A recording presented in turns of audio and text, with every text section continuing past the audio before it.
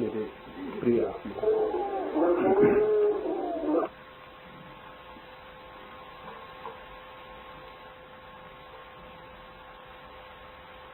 ऊर्जा का विस्तार से जगत और ऊर्जा का सफल हो जाना है जीवन। जो हमें पदार्थ की भांति दिखाई पड़ता है, जो पत्थर की भांति भी दिखाई पड़ता है, वो भी ऊर्जा शक्ति है। जो हमें जीवन की भांति दिखाई पड़ता है, जो विचार की भांति अनुभव होता है, जो चेतना की भांति प्रतीत होता है, वो भी उसी ऊर्जा, उसी शक्ति का रूपांतरण है। सारा जगत, चाहे सागर की लहरें और चाहे सरू के वृक्ष और चाहे रेत के कण और चाहे आकाश के तारे और चाहे हमारे भीतर जो है वो सब एक ही शक्ति का अनंत अनंत रूपों में प्रकटन। हम कहाँ शुरू होते हैं और कहाँ समाप्त होते हैं कहना मुश्किल है। हमारा शरीर भी कहाँ समाप्त होता है ये भी कहना मुश्किल है। और जिस शरीर को हम अपनी सीमा मान लेते हैं वो भी हमारे शरीर की सीमा नहीं। 10 करोड़ मील दूर सूरज है, अगर ठंडा हो जाए तो हम यहाँ अभी ठंडे हो जाएं। इसका मतलब ये हुआ कि हमारे होने में सूरज पूरे समय मौजूद है और हमारे शरीर का हिस्सा है। सूरज ठंडा हुआ कि हम ठंडे हुए। सूरज की गर्मी हमारे शरीर की गर्मी।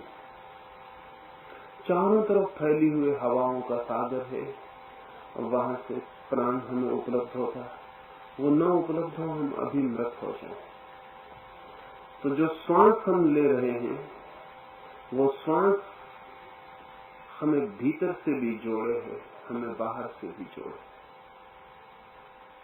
कहाँ हमारे शरीर का अंत है? यदि पूरी खोज करें तो पूरा जगत ही हमारा शरीर है।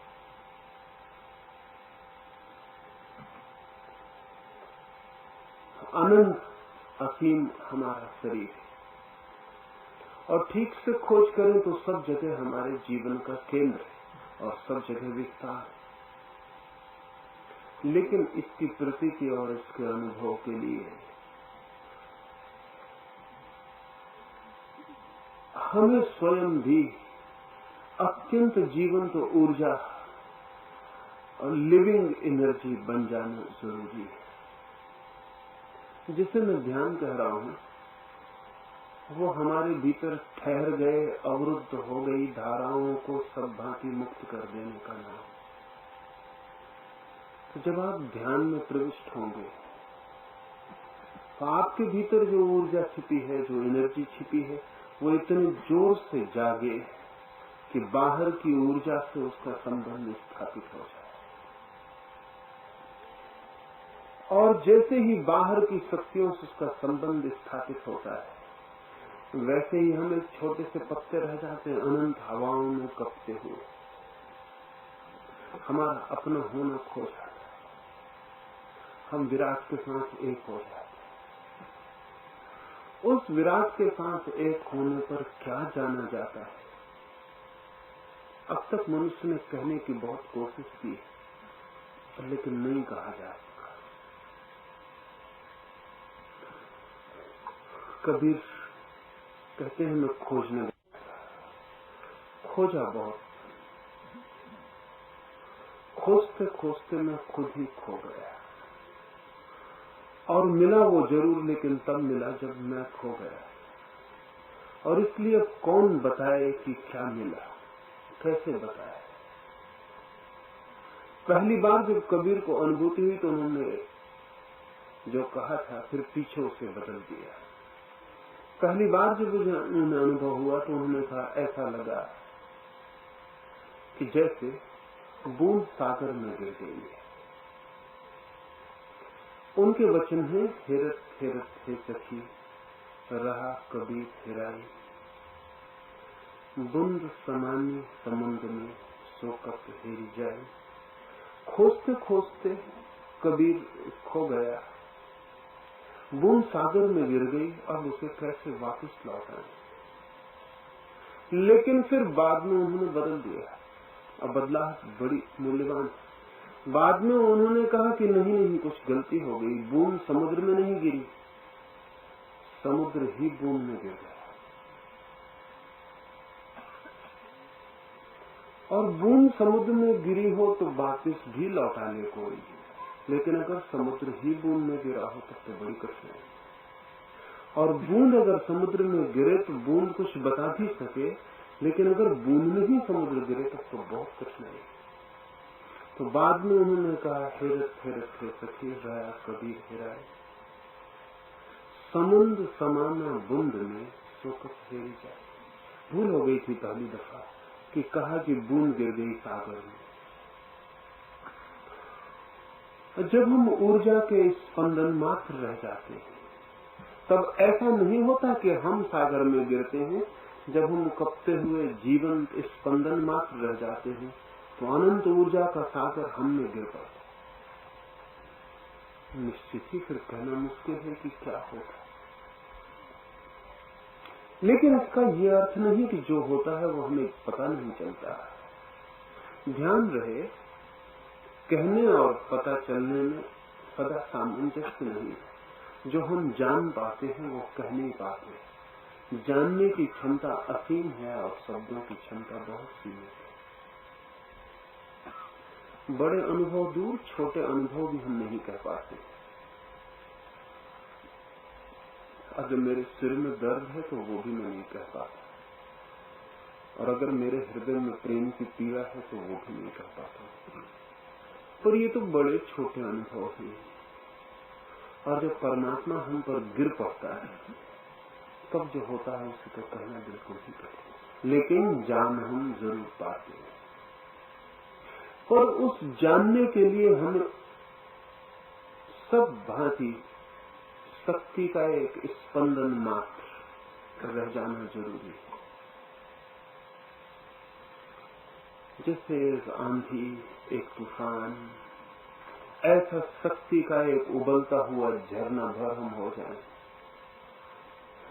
हम इतने जोर से स्पंदित हों, हमारा रोआ रोआ, हृदय की धड़कन धड़कन, श्वास श्वास, उसकी प्यास, उसकी प्रार्थना, उसकी प्रतीक्षा से इस भांति भर जाए कि हम प्यास ही रह जाएं, प्रतीक्षा ही रह जाएं, हमारा होना ही मिट जाए।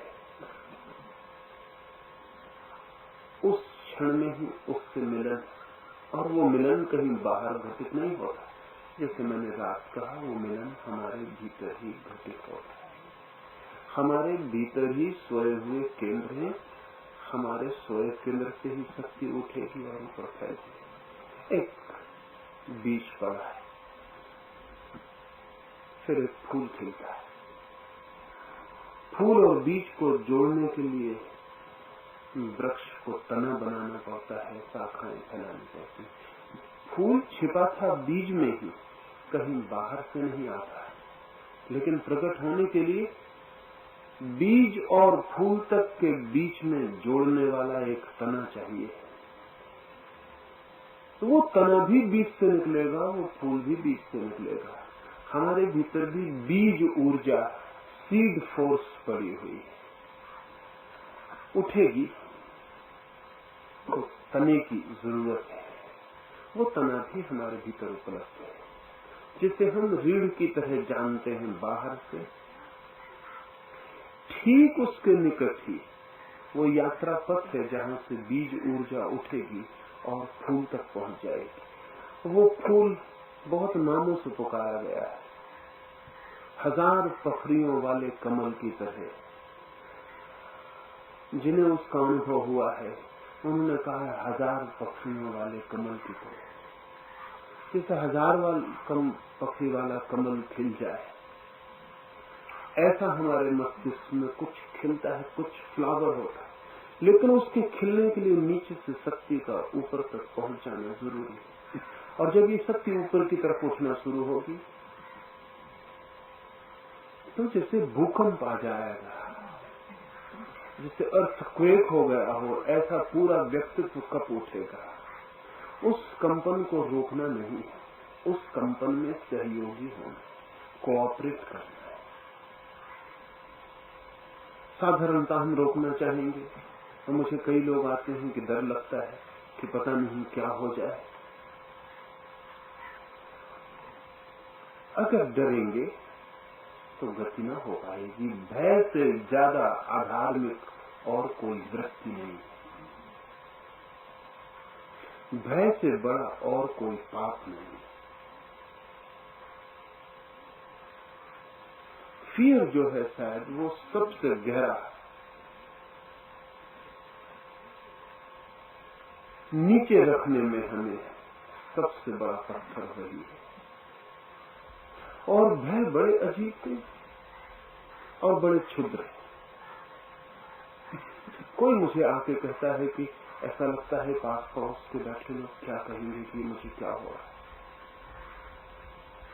पास पड़ोस के लोगों का भय हमें परमात्मा से रोक ले सकता है।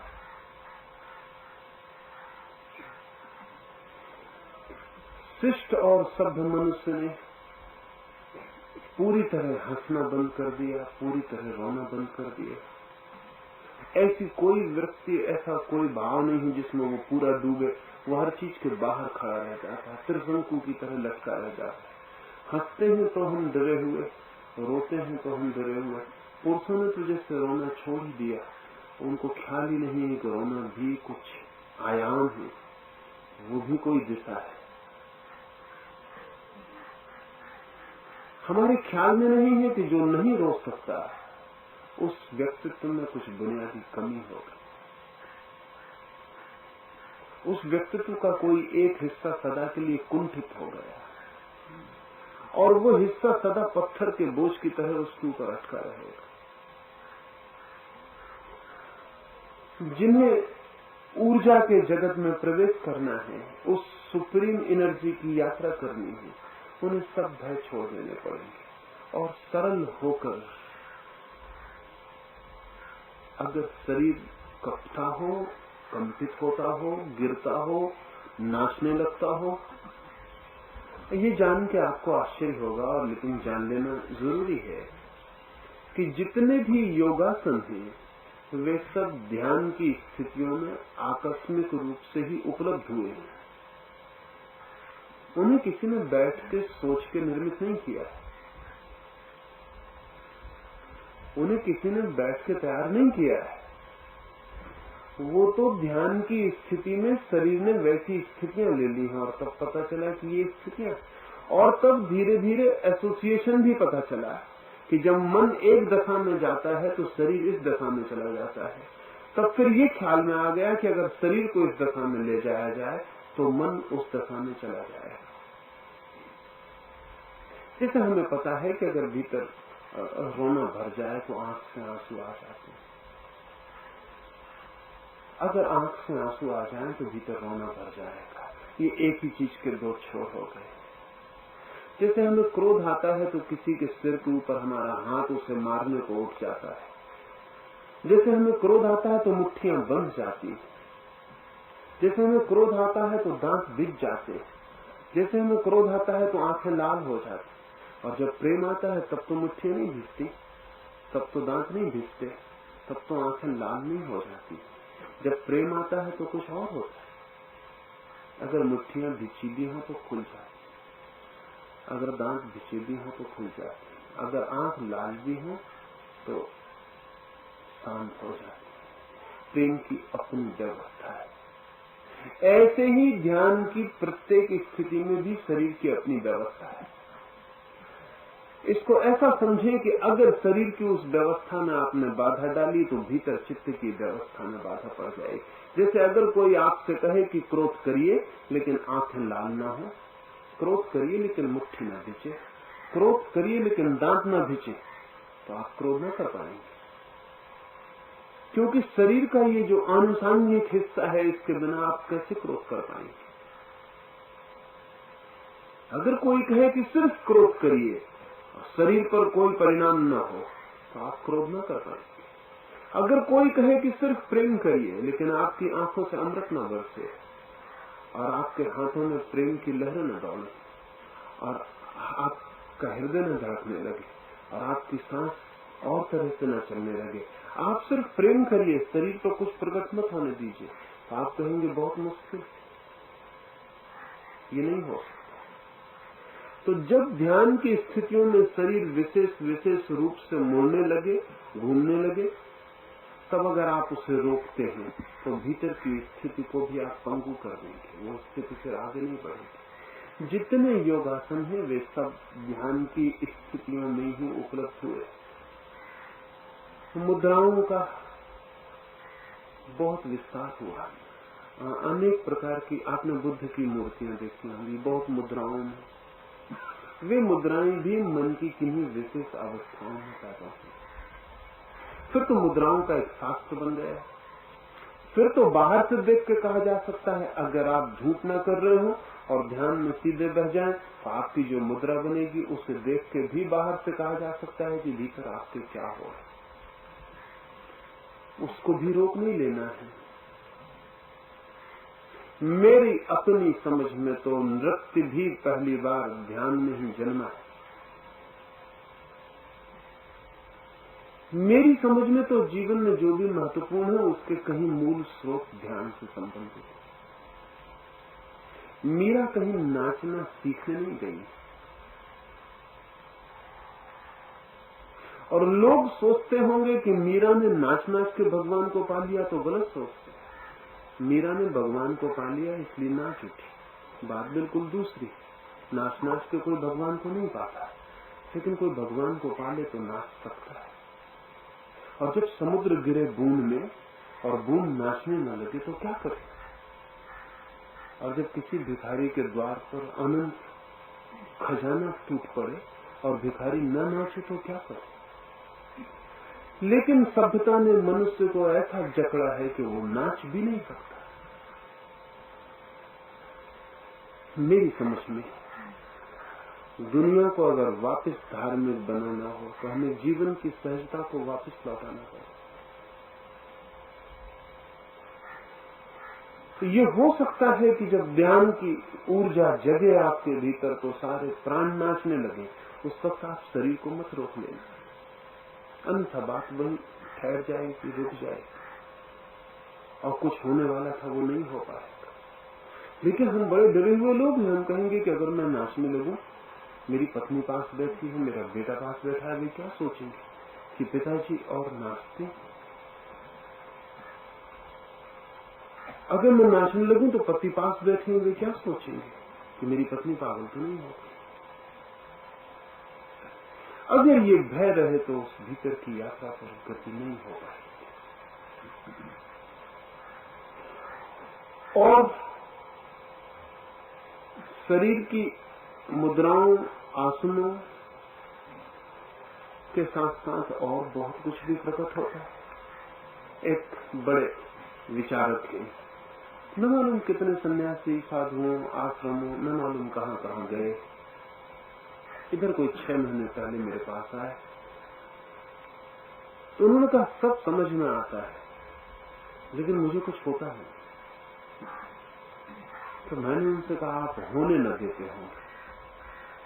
वे कुछ विचार में पड़ गए। उन्होंने कहा ये मेरे ख्याल में नहीं आया, शायद आप ठीक कहते हैं, लेकिन एक बार आपके ध्यान में आया था, वहां मैंने किसी को रोते देखा तो मैं तो बहुत संभल कर बैठ गया, कहीं भूल चूक से ऐसा मुझे ना हो जाए, अन्यथा लोग क्या कहेंगे। लोगों से प्रयोजन क्या है? ये लोग कौन है जो सबके पीछे पड़े हुए? और लोग जब मरेंगे तो बचाने ना आएंगे, और लोग जब आप दुख में होंगे तो दुख छीनने ना आएंगे, और लोग जब आप भटकेंगे अंधेरे में तो दिया न जलाएंगे। लेकिन जब आपका दिया जलने को तब अचानक लोग आपको रोक लेंगे। ये लोग कौन है? कौन आपको रोकने आता है? आप ही अपने भय को लोग बना लेते, आप ही अपने भय को फैला लेते हैं चारों तरफ। वो मुझसे कहने लगे हो सकता है, मैं तो डर गया जब मैंने किसी को रोते देखा। और मैं संभल के बैठ गया कि कहीं कुछ ऐसा मुझसे न हो जाए। मैंने उनसे कहा आप 1 महीने एकांत में चले जाएं और जो होता हो होने दे। उनका क्या मतलब? मैंने कहा कि अगर गालियां बकने का मन होता हो तो बकें, चिल्लाने का मन होता हो बकें, रोएं, रोने का होता हो रोएं, नाचने का होता हो नाचें, दौड़ने का होता हो दौड़ें, पागल होने का मन होता हो तो महीने भर के लिए पागल हो जाए। उन्होंने कहा मैं न जा सकूंगा। तो क्यों? उन्होंने कहा कि आप जैसा कहते हैं मुझे कई बार डर लगता है कि अगर मैं अपने को बिल्कुल छोड़ दूं जैसा सहज आप कहते हैं तो ठीक है कि मुझमें पागलपन प्रकट हो जाएगा। तो मैंने उनसे कहा आप दबाए रहेंगे इससे कुछ फर्क तो नहीं पड़ता, प्रकट होगा तो निकल जाएगा, दबा रहेगा तो सदा आपके साथ रह जाएगा। हम सबने बहुत कुछ सप्रेस किया, दबाया, न हम रोए हैं, न हम हंसे हैं, न हम नाचे हैं, न हम खेले हैं, न हम दौड़े हैं, हमने सब दबा लिया। हमने अपने भीतर सब तरफ से द्वार बंद कर लिए और हर द्वार पर हम पहरेदार होकर बैठ गए। अब अगर परमात्मा से मिलने जाना हो तो ये दरवाजे खोलने पड़ेंगे। तो डर लगेगा क्योंकि जो जो हमने रोका है वो प्रकट हो सकता है। अगर आपने रोना रोका है तो रोना बहेगा, हंसना रोका है हंसना बहेगा। उस सबको बह जाने दें, उस सबको निकल जाने दें। तो यहाँ तो हम आए ही इसलिए इस एकांत में है कि यहाँ लोगों का भय न हो। और सरू के वृक्ष बिल्कुल ही उनका संकोच न करें, वो आपसे कुछ भी न कहेंगे, बल्कि वे बड़े प्रसन्न होंगे। और सागर की लहरें भी आपसे कुछ न कहेंगी, वे किसी से भयभीत नहीं है। जब उन्हें शोर करना होता है वे शोर करते, जब उन्हें सो जाना होता है वे सो जाते। और इस आपके नीचे पड़े हुए रेत के कण भी कुछ न कहेंगे, यहाँ कोई कुछ न कहेगा। आप अपने को पूरी तरह छोड़ दें और जो आपके भीतर होता है उसे होने दें। नाचना हो नाचें, चिल्लाना हो चिल्लाएं, दौड़ना हो दौड़ें, गिरना हो गिरे, छोड़ दें सब भांति। और जब आप सब भांति छोड़ेंगे तब आप अचानक पाएंगे कि आपके भीतर वर्तुल बनाती हुई कोई ऊर्जा उठने लगे, कोई शक्ति आपके भीतर जगने लगे, सब तरफ द्वार टूटने लगे। उस वक्त भय मत करना, उस वक्त समग्र रूप से उस आंदोलन में, उस मूवमेंट में जो आपके भीतर पैदा होगा, वो जो शक्ति आपके भीतर वर्तुल बना के घूमने लगेगी, उसके साथ एक हो जाना, अपने को उसमें छोड़ देना। तो घटना घट सकती है। घटना घटना बहुत आसान है, लेकिन हम अपने को छोड़ने को तैयार नहीं। कैसी छोटी चीजें हमें रोकती हैं। जिस दिन आप कहीं पहुंचेंगे उस दिन पीछे लौट के बहुत हंसेंगे कि कैसी चीजों ने मुझे रोका। रोकने वाली बड़ी चीजें होती तो ठीक था, रोकने वाली बहुत छोटी चीज। कुछ पूछना हो, कुछ बात करनी हो तो थोड़ी देर हम बात कर लें और फिर ध्यान के लिए बैठे। कुछ भी पूछना हो तो पूछें। आचार्य जी, आपने कल बताया था कि जीवन में उद्देश्य होना चाहिए। प्रकृति में सब कुछ निष्प्रयोजन है, निरुद्देश्य है, तो फिर हम ही क्यों उद्देश्य या प्रयोजन लेके चले?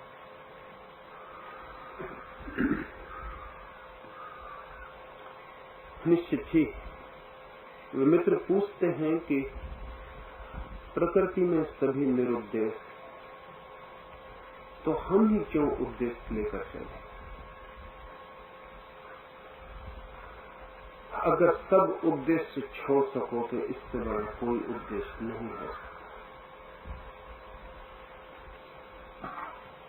अगर प्रकृति जैसे हो सको तो सब हो गया, लेकिन आदमी अब प्राकृतिक हो गया है, इसलिए वापस लौटने के लिए उसे प्रकृति तक जाने के लिए भी उद्देश्य बनाना पड़ता। ये दुर्भाग्य।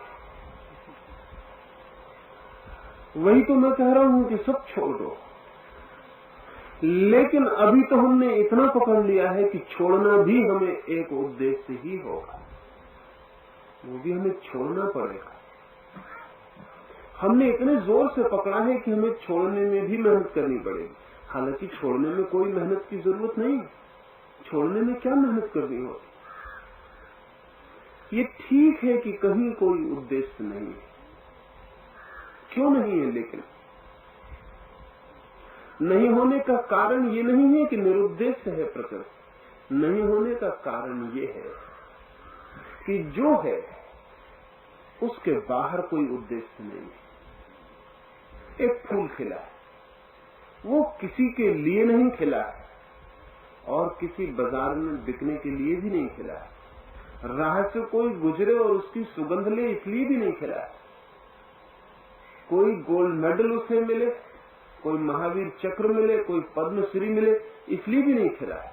फूल बस खिला है क्योंकि खिलना आनंद, खिलना ही खिलने का उद्देश्य है।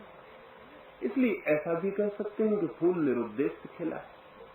और जब कोई निरुद्देश्य खिलेगा तभी पूरा खिल सकता है, क्योंकि जहां उद्देश्य से भीतर वहां थोड़ा अटकाव हो जाएगा।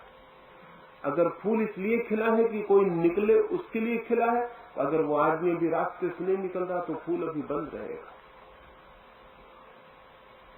जब वो आदमी आएगा तब खिलेगा। लेकिन जो फूल बहुत देर बंद रहेगा, हो सकता है उस आदमी के पास आ जाने पर भी खिल न पाए, क्योंकि न खिलने की आदत मजबूत हो जाए। नहीं, फूल इसलिए पूरा खिल पाता है कि कोई उद्देश्य नहीं है। ठीक ऐसा ही आदमी भी होना चाहिए, लेकिन आदमी के साथ कठिनाई ये है कि वो सहज नहीं रहा है, वो असहज हो गया है। उसे सहज तक वापस लौटना है, और ये लौटना फिर एक उद्देश्य ही होगा।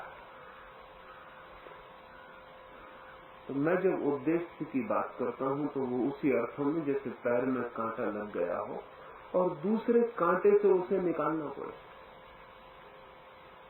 अब कोई आके कहे कि मुझे कांटा लगा ही नहीं है तो मैं क्यों कांटे को निकालूं, उससे मैं कहूंगा निकालने का सवाल ही नहीं, तुम पूछने ही क्यों आए हो। कांटा नहीं लगा है तब बात ही नहीं, लेकिन कांटा लगा है तो फिर दूसरे कांटे से निकालना। वो मित्र ये भी कह सकता है कि एक कांटा तो वैसे ही मुझे परेशान कर रहा है, अब आप दूसरा कांटा और पैर में डालने को कहते हैं। पहला कांटा परेशान कर रहा है, लेकिन एक कांटे को दूसरे कांटे से ही निकालना पड़े। हाँ, एक बात ध्यान रखनी जरूरी है कि दूसरे कांटे को घाव में वापस मत रख लेना कि इस कांटे ने बड़ी कृपा की, एक कांटे को निकाला, तब इस कांटे को अपने पैर में रख ले, तब नुकसान हो जाएगा। जब कांटा निकल जाए तो दोनों कांटे फेंक देना। जब हमारा जो हमने अप्राकृतिक जीवन बना लिया है, जब वो सहज हो जाए तो अप्राकृतिक को भी फेंक देना और सहज को भी फेंक देना, क्योंकि जब सहज पूरा होना हो तो सहज होने का ख्याल भी बाधा देता है। फिर तो जो होगा होगा। नहीं, मैं नहीं कहता हूं कि उद्देश्य चाहिए, इसलिए कहना पड़ता है उद्देश्य कि आपने उद्देश्य पकड़ रखे हैं, कांटे लगा रखे हैं, अब उन कांटों को कांटों से ही निकालना पड़ेगा। मन, बुद्धि, चित्त और अहंकार ये पृथक पृथक वस्तुएं, एंटिटीज हैं या एक चीज है, और आत्मा इनसे भिन्न है या इनका समूह को आत्मा कहा जाता है, और इसमें से जड़ कौन सी चीज और चेतन कौन सी चीज है, ये समझ। मित्र पूछते हैं कि मन, बुद्धि, चित्त और अहंकार ये अलग अलग हैं, अलग अलग एंटाइटीज हैं, अलग अलग वस्तुएं हैं या एक ही। और वे ये भी पूछते हैं कि यह आत्मा से अलग है या आत्मा के साथ ही एक है। और वे ये भी पूछते हैं कि ये जड़ है या चेतन है, या क्या जड़ है और क्या चेतन है, और उनका विशिष्ट स्थान कौन सा। पहली बात तो ये, इस जगत में जड़ और चेतन जैसी दो वस्तुएं नहीं।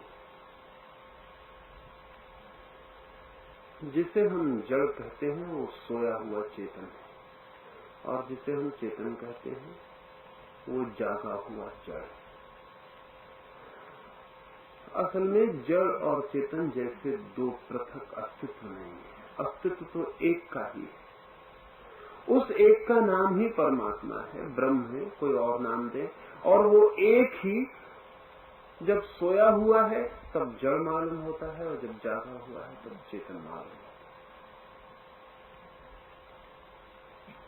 इसलिए जड़ और चेतन के ऐसे दो भेद करके ना चलें। काम चलाऊ शब्द हैं, लेकिन ऐसी कोई दो चीजें नहीं है।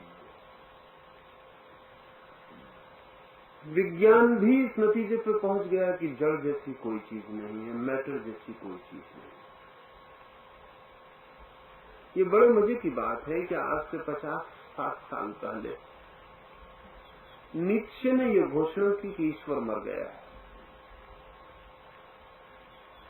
और 50 साल बाद विज्ञान को यह घोषणा करनी पड़ी कि ईश्वर मरा हो या ना मरा हो, लेकिन मैटर जरूर मर गया है, पदार्थ अब नहीं। क्योंकि जैसे जैसे पदार्थ के भीतर विज्ञान उतरा तो पाया कि पदार्थ से गहरे उतरो पदार्थ खो जाता है और सिर्फ एनर्जी, ऊर्जा रह जाती है। अणु के विस्फोट पर जो बचता है परमाणु, वो सिर्फ ऊर्जा कण। परमाणु के विस्फोट पर जो इलेक्ट्रॉन्स, पॉजिट्रॉन्स और न्यूट्रॉन्स बचते हैं वे केवल विद्युत कण। उन्हें कण कहना भी ठीक नहीं, क्योंकि कण से पदार्थ का बोध होता है। इसलिए अंग्रेजी में एक नया शब्द ही खोजना पड़ा है, क्वांटा। क्वांटा का मतलब भी कुछ और होता है। क्वांटा का मतलब होता है जो दोनों, कण भी और लहर भी एक साथ। समझना ही मुश्किल पड़ जाता है कि कोई चीज कण और लहर एक साथ कैसे हो। वो दोनों एक साथ है, ये दोनों उसके बिहेवियर है। वो कभी कण की तरह दिखाई पड़ती है और कभी लहर की तरह। अब लहर यानी ऊर्जा और कण यानी पदार्थ, और वो दोनों एक ही। विज्ञान गहरे गया तो उसने पाया कि सिर्फ ऊर्जा है, एनर्जी है।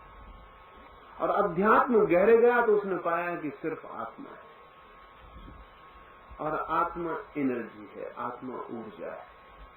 इसलिए बहुत शीघ्र, बहुत जल्दी वो सिंथेसिस, वो समन्वय उपलब्ध हो जाएगा, जहां विज्ञान और धर्म के बीच फासला तोड़ देना पड़े। जब पदार्थ और परमात्मा के बीच का फासला झूठा सिद्ध हुआ, तो कितने दिन लगेंगे कि विज्ञान और धर्म के बीच के फासले को हम बचा सकें। अगर जड़ और चेतन दो नहीं है, तो धर्म और विज्ञान भी दो नहीं रह सकते। वो उसी भेद पर दो थे। मेरी दृष्टि में दो का अस्तित्व नहीं, एक ही है। तब फिर ये सवाल नहीं उठता कि कौन जड़ है, कौन चेतन है। अगर आपको जड़ की भाषा पसंद है तो आप कहिए सब जड़। अगर आपको चेतन की भाषा पसंद है तो कहिए सब चेतन है। लेकिन मुझे चेतन की भाषा पसंद है। और क्यों पसंद है? क्योंकि भाषा सदा ऊपर की चुननी चाहिए, जिसमें संभावना ज्यादा हो। नीचे की नहीं चुननी चाहिए, उसमें संभावना कम हो जाए। जैसे कि हम ये कह सकते हैं कि वृक्ष है ही नहीं, बस बीज। गलत नहीं है ये बात, क्योंकि वृक्ष सिर्फ बीज का ही रूपांतर है। हम कह सकते हैं बीज ही है, वृक्ष नहीं। लेकिन खतरा है इसमें खतरा ये है कि कुछ बीज कहें जब बीज ही है तो हम वृक्ष क्यों बने, वो बीज ही रह जाए। नहीं, ज्यादा अच्छा होगा कि हम कहें वृक्ष ही है, बीज नहीं है। तब बीज को वृक्ष बनने की संभावना खुल जाती। चेतन की भाषा मुझे पसंद है, वो इसलिए कि जो अभी सोया हुआ है वो जाग सके, वो संभावना का द्वार खोलती है। पदार्थवादी और अध्यात्मवादी में एक समानता है कि वे एक को ही स्वीकार करते हैं। असमानता एक है कि पदार्थवादी बहुत प्राथमिक चीज को मान लेता है और इसलिए अंतिम से रुक सकता है। अध्यात्मवादी अंतिम को स्वीकार करता है, इसलिए पहला तो उसमें आ ही जाता है, वो कहीं जाता नहीं। मुझे अध्यात्म की भाषा प्रीतिकर है और इसलिए कहता हूं कि सब चेतन है। सोया हुआ चेतन जड़ है, जागा हुआ चेतन चेतन है, तो समस्त चेतना है। दूसरी बात उन्होंने पूछी कि मन, बुद्धि, चित्त, अहंकार ये क्या अलग अलग है? ये अलग अलग नहीं है, ये मन के ही बहुत चेहरे। जैसे कोई हमसे पूछे कि बाप अलग है, बेटा अलग है, पति अलग है, तो हम कहें कि नहीं, वो आदमी तो एक ही है। लेकिन किसी के सामने वो बाप और किसी के सामने वो बेटा और किसी के सामने वो पति, और किसी के सामने मित्र है, और किसी के सामने शत्रु, और किसी के सामने सुंदर है, और किसी के सामने असुंदर है, और किसी के सामने मालिक, और किसी के सामने नौकर है। वो आदमी एक। और अगर हम उस घर में न गए हों और हमें कभी कोई आके खबर दे कि आज मालिक मिल गया था, और कभी कोई आके खबर दे कि आज नौकर मिल गया, और कभी कोई आके कहे कि आज पिता से मुलाकात हुई, और कभी कोई आके कहे कि आज पति घर में बैठा हुआ था, तो हम शायद सोचें कि बहुत लोग इस घर में रहते हैं, कोई मालिक, कोई पिता, कोई पति। हमारा मन बहुत तरह से व्यवहार करता है। हमारा मन जब अकड़ जाता है और कहता है मैं ही सब कुछ हूं और कोई कुछ नहीं, तब वो अहंकार की तरह प्रतीत होता है। वो मन का एक ढंग है, वो मन के व्यवहार का एक रूप। तब वो अहंकार, जब वो कहता है मैं ही सब कुछ, जब मन घोषणा करता है कि मेरे सामने और कोई कुछ भी नहीं, तब मन अहंकार। जब मन विचार करता है, सोचता है, तब वो बुद्धि। और जब मन न सोचता, न विचार करता, सिर्फ तरंगों में बहा चला जाता है, अनडायरेक्टेड। जब मन डायरेक्शन लेके सोचता है, एक वैज्ञानिक बैठा है प्रयोगशाला में और सोच रहा है कि अणु का विस्फोट कैसे हो, डायरेक्टेड थिंकिंग, तब मन बुद्धि है। और जब मन निरुद्देश, निर्लक्ष्य, सिर्फ बहा जाता है, कभी सपना देखता है, कभी धन देखता है, कभी राष्ट्रपति हो जाता है, तब वो चित्त है। तब वो सिर्फ तरंगे मात्र, और तरंगे असंगत, असंबद्ध, तब वो चित्त है। और जब वो सुनिश्चित एक मार्ग पर रहता है, तब वो बुद्धि है। ये मन के ढंग हैं बहुत, लेकिन मन ही है। और वे पूछते हैं कि ये मन, बुद्धि, अहंकार, चित्त और आत्मा अलग हैं या एक? सागर में तूफान आ जाए तो तूफान और सागर एक होते हैं या अलग? विक्षुब्ध जब हो जाता है सागर तो हम कहते हैं तूफान है। आत्मा जब विक्षुब्ध हो जाती तो हम कहते हैं मन, और मन जब शांत हो जाता है तो हम कहते हैं आत्मा। मन जो है वो आत्मा की विक्षुब्ध अवस्था है, और आत्मा जो है वो मन की शांत अवस्था है। ऐसा समझें, चेतना जब हमारे भीतर विक्षुब्ध है, विक्षिप्त है, तूफान से घिरी है, तब हम इसे मन कहते हैं। इसलिए जब तक आपको मन का पता चलता है तब तक आत्मा का पता न चलेगा। और इसलिए ध्यान में मन खो जाता है। खो जाता है इसका मतलब वो जो लहरें उठी थी आत्मा पर सो जाती है, वापस शांति हो जाती है। तब आपको पता चलता है कि मैं आत्मा हूं। जब तक विक्षुब्ध हूं तब तक पता चलता है कि मन। विक्षुब्ध मन बहुत रूपों में प्रकट होता है, कभी अहंकार की तरह, कभी बुद्धि की तरह, कभी चित्त की तरह। वे विक्षुब्ध मन के अनेक चेहरे। आत्मा और मन अलग नहीं, आत्मा और शरीर भी अलग नहीं, क्योंकि तत्व तो एक है। और उस एक के सारे रूपांतर हैं। और उस एक को जान लें तो फिर कोई झगड़ा नहीं, शरीर से भी नहीं, मन से भी नहीं। उस एक को एक बार पहचान लें तो फिर वही है, फिर रावण में भी वही है, फिर राम में भी वही है। फिर ऐसा नहीं कि राम को नमस्कार कराएंगे और रावण को जलाएंगे, ऐसा नहीं। फिर नमस्कार दोनों को ही कराएंगे या दोनों को ही जलाएंगे, क्योंकि दोनों में वही है। एक है तत्व, अनंत है अभिव्यक्तियां। एक है सत्य, अनेक है रूप। एक है अस्तित्व, बहुत हैं उसके चेहरे, मुद्राएं। लेकिन इसे फिलोसफी की तरह समझेंगे तो नहीं समझ में आ सकेगा, इसे अनुभव की तरह समझेंगे तो समझ में आ। तो ये तो मैंने समझाने के ख्याल से कहा, लेकिन जब आप ही उतरेंगे उस एक में, तभी आप जानेंगे कि अरे जिसे जाना था शरीर की तरह वो भी तू ही है, और जिसे जाना था मन की तरह वो भी तू ही है, और जिसे जाना था आत्मा की तरह वो भी तू ही है। जब जानते हैं तब सिर्फ एक ही रह जाता, इतना ज्यादा एक रह जाता कि जानने वाला और जो जानता है और जो जाना जाता है इनमें भी कोई फासला नहीं रह जाता। तो वहां जानने वाला और जाना जाने वाला दोनों एक ही रह जाता। उपनिषद का एक ऋषि पूछता है, कौन है वहां जानता, कौन है वहां जो जाना जाता, किसने वहां देखा, कौन है जो वहां देखा गया, कौन था जिसने अनुभव किया, कौन था जिसका अनुभव हुआ। नहीं, वहां इतना भी दो नहीं रह जाते, वहां अनुभव करने वाला भी नहीं बचता है, सब फासले गिर जाते। लेकिन विचार तो फासले बनाए बिना नहीं चल सकता। विचार तो फासले बनाएगा, वो कहेगा ये शरीर, ये मन, ये आत्मा, ये परमात्मा। विचार फासले बनाएगा। क्यों? क्योंकि विचार समग्र को एक साथ नहीं ले सकता। विचार बहुत छोटी खिड़की है, उससे हम टुकड़े टुकड़े को ही देख पाते। जैसे एक बड़ा मकान हो और उसमें एक छोटा छेद, और उस छोटे छेद से मैं देखूं तो कभी कुर्सी दिखाई पड़े, कभी टेबल दिखाई पड़े, कभी मालिक दिखाई पड़े, कभी फोटो दिखाई पड़े, कभी घड़ी दिखाई पड़े। छोटे छेद से सब टुकड़े टुकड़े दिखाई पड़े, पूरा कमरा कभी दिखाई ना पड़े, तो वो छेद बहुत छोटा है।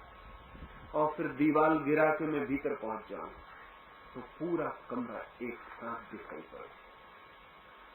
विचार बहुत छोटा छेद है जिससे हम सत्य को खोजते, उसमें सत्य खंड खंड होकर दिखाई पड़ता है। लेकिन जब विचार को छोड़ के हम निर्विचार में पहुंचते हैं, ध्यान में, तब समग्र टोटल दिखाई पड़ता है।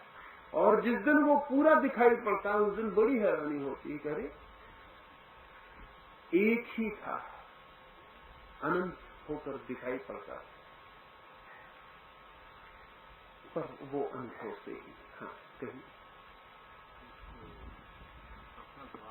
कहीं आपको ध्यान में प्रवेश करने में कितने साल? ये मित्र पूछते हैं कि मुझे ध्यान में प्रवेश करने में कितने साल लगे। ध्यान में प्रवेश तो एक क्षण में हो जाता है। हाँ, दरवाजे के बाहर कितने ही जन्म घूम सकते हैं, दरवाजे पे प्रवेश तो एक ही क्षण हो जाता है। क्षण भी ठीक नहीं, क्योंकि क्षण भी काफी बड़ा है। क्षण के भी 1000वें हिस्से में हो जाता है, वो भी ठीक नहीं, क्योंकि क्षण का 1000वां हिस्सा भी टाइम का ही हिस्सा है। असल में ध्यान तो प्रवेश होता है टाइम लेसनेस में, समय रहते ही नहीं और प्रवेश हो जाता है। इसलिए अगर कोई कहे कि ध्यान में प्रवेश में मुझे घंटा भर लगा तो गलत कहता है, कहे कि साल भर लगा तो गलत कहता है। क्योंकि जब ध्यान में प्रवेश होता है तो वहां समय नहीं होता, समय होता ही नहीं। हाँ, ध्यान का जो मंदिर है उसके बाहर आप जन्मों तक चक्कर काटते रहे, लेकिन वो प्रवेश नहीं। तो चक्कर तो मैंने भी बहुत जन्म काटे, लेकिन वो प्रवेश नहीं। लेकिन जब प्रवेश हुआ तो वो प्रवेश बिना समय के ही हो गया, बिना किसी समय के हो गया।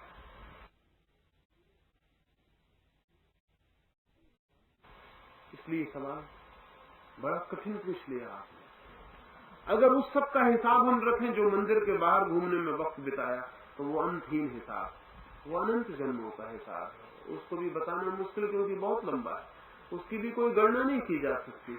और अगर प्रवेश को ही ध्यान में रखें सिर्फ, तो उसे समय की भाषा में नहीं कहा जा सकता, क्योंकि वो 2 क्षणों के बीच में घट जाती है घटना। एक क्षण गया, दूसरा अभी आया नहीं, और बीच में वो घटना घट जाती है। आपकी घड़ी में 1 बजा और फिर 1:01 बजा, और बीच में जो गैप छूट गया उस गैप में होती है वो घटना। वो सदा गैप में, इंटरवल में, 2 मूवमेंट के बीच में जो खाली जगह है वहां होती। और इसलिए उसको नहीं बताया जा सकता कि कितना समय लगा। समय बिल्कुल नहीं लगता, समय लग ही नहीं सकता, क्योंकि समय के द्वारा इटर्नल में प्रवेश नहीं हो सकता। जो समय से बाहर है उसमें समय के द्वारा जाना नहीं हो। तो आपकी बात में समझ गया हूं।